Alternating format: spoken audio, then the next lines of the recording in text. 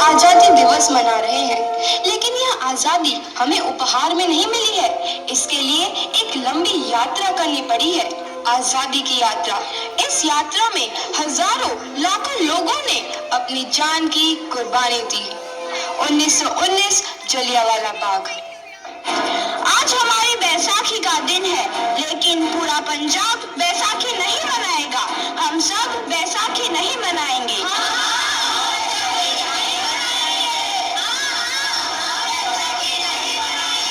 जब तक हम अंग्रेजों को भारत से बाहर नहीं निकाल देते, पूरा पंजाब बैसाखी नहीं मनाएगा। अच्छा, तो तुम सब हमारा विरोध करता है, भाग जाओ यहाँ से। इसका अंजाम बहुत ही बुरा होगा। हम नहीं जाएंगे, तुम लोग जाओगे। हमें नहीं, तुमको भारत से भागना होगा। Soldiers fire!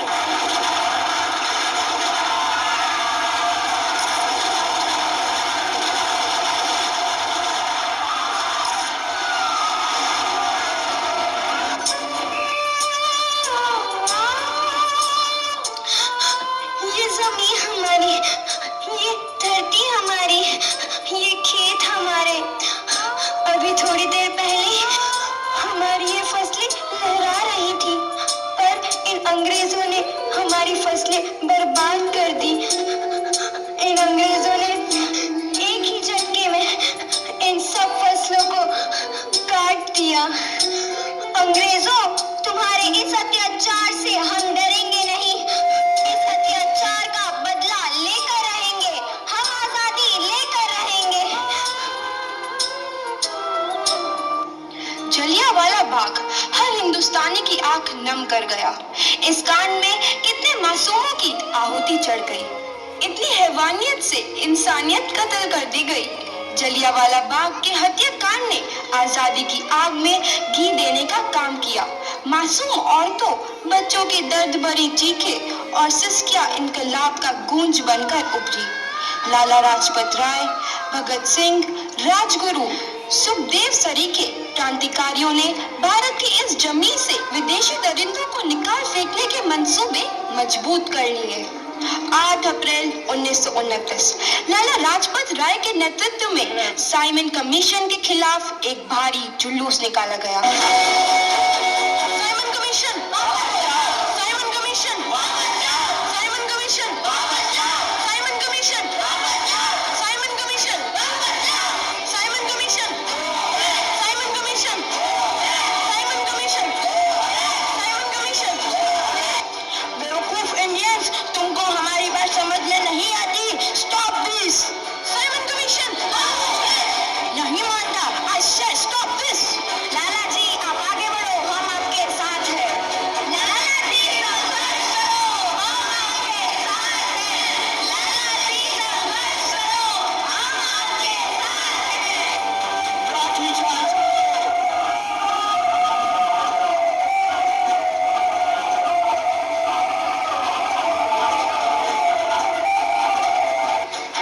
अरे लाला जी को तो बहुत गहरी चोट लगी है, उनका सर फट गया है। मेरे शरीर में लगी एक एक लाठी अंग्रेजी सरकार के कफन में कील का काम करेगी। ये आजादी की लड़ाई रुकनी नहीं चाहिए। ये जिम्मेदारी मैं तुम सबको सौंप कर जा रहा हूँ। लाला लाजपत राय की दर्दनाक मौत के बाद भगत सिंह, सुखदेव, राजगुरु, वतन के इन मतवालों के खून में ऐसा उबाल आया जिसका सामना करना अंग्रेजी सरकार के लिए मुश्किल हो गया। अंग्रेजों को करारा जवाब देने के लिए स्कॉट और सैंडर्स को मारने की रूपरेखा रची गई।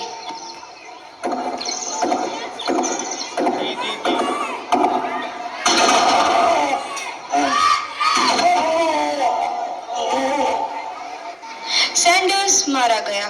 चारों तरफ तहलका मचा था। दीवारों पर लिखा था, लाला जी की मौत का बदला ले लिया गया है। भगत सिंह समेत सभी वहां से फरार हो गए। 8 अप्रैल 1929 दिल्ली में ब्रिटिश सरकार की सेंट्रल लेजिस्लेटिव असेंबली की बैठक में 2 बम धमाके की आवाज सुनाई दी।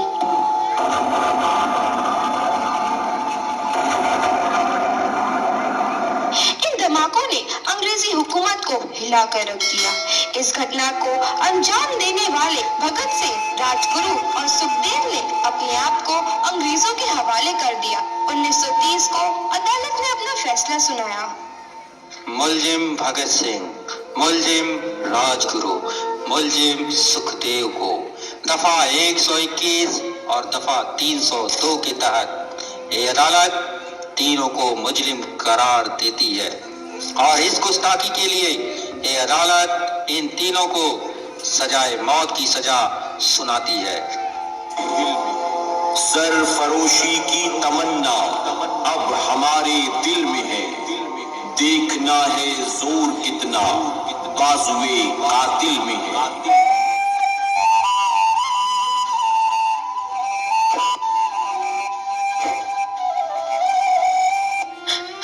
पुत्र की हाल है तेरा। मैं चंगा हूँ माँ, फिक्र करने की कोई गल नहीं। पुत्र, मेरा दिल तेरी तरह पत्थर दिल नहीं होगा। तेरी ये गला सुन के मेरा कलेजा फटे जा रहा है।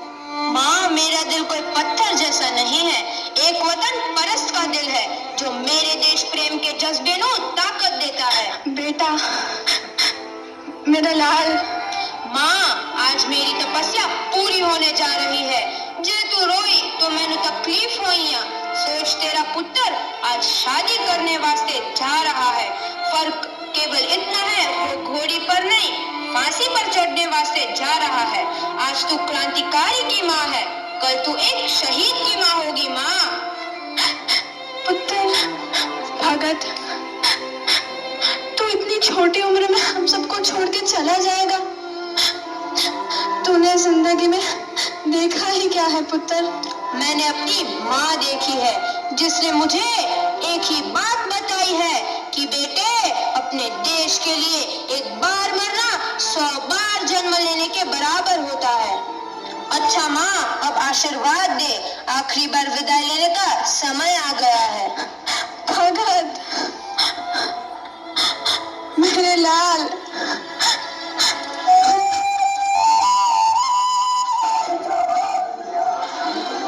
भगत सिंह, तुम्हारी कोई आखिरी ख्वाहिश?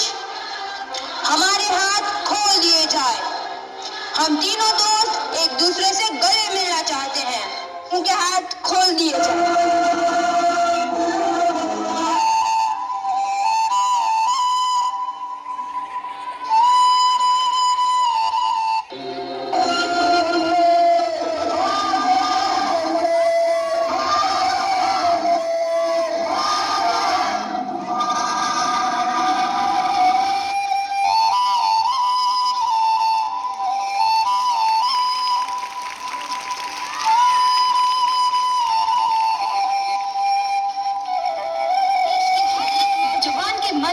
आजादी की नई उमंग हिलोरे लेने लगी।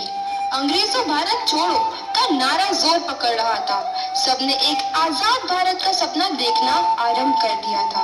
हर कोई अपने अपने ढंग से इस महायज्ञ में अपनी आहुति दे रहा था। सुभाष चंद्र बोस, रानी लक्ष्मीबाई, तात्या टोपे और मंगल पांडे जैसे शहीदों की कुर्बानी 15 अगस्त 1947 को भारत आजाद हुआ।